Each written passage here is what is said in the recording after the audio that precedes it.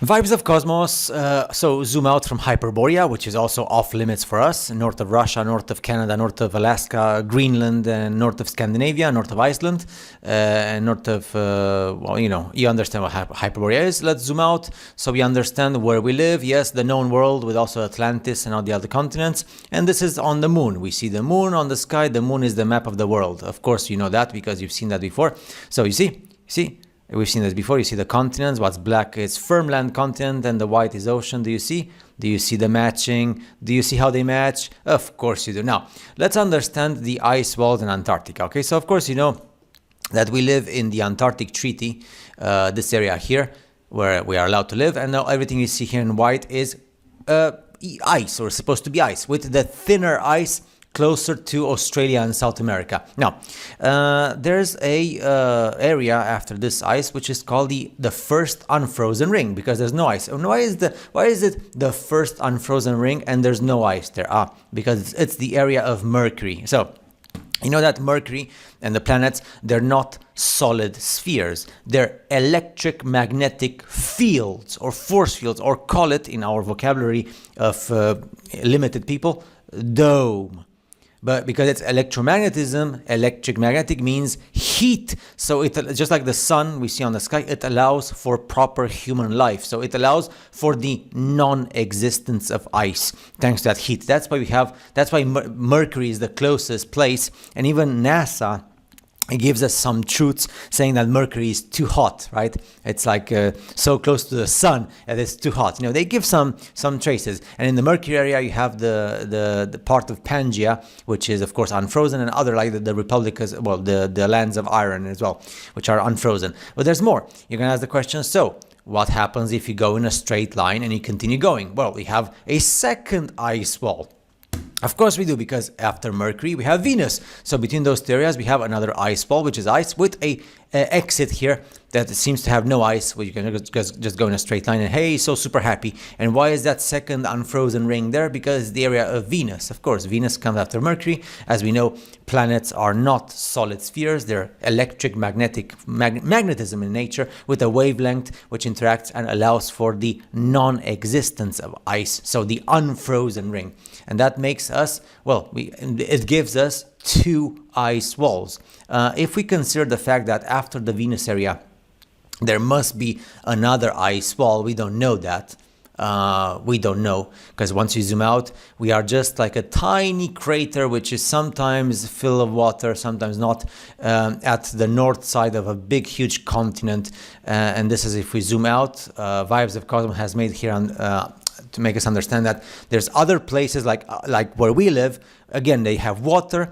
They have partially inundated, partially frozen, and partially unfrozen. So there's firm lands with vegetation and humanities, and others with none. And there's firm lands and oceans, which are like way bigger. And of course, if we zoom out, we've seen this before. This is the area of Mars, which is way bigger than the area of Mercury and Venus, like super ultra mega impressive epic legendary bigger.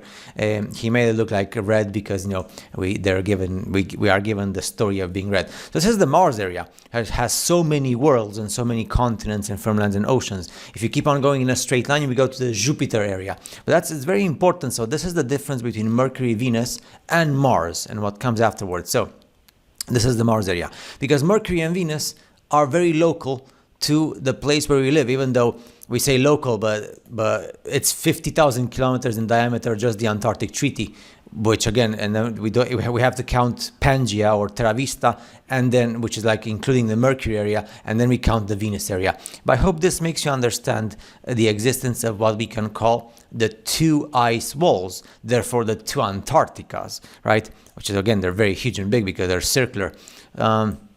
And this is, I'm so sad, well, not sad, I'm disappointed in myself, because this came out some days ago and I watched the video, but I didn't give it, I didn't think about doing a review, and because I was lazy. or I just forgot, but it's so awesome. So now everything makes sense. I have to say, when I started reading Vibes of Cosmos back in 2019, 2020, it was hard for me to understand.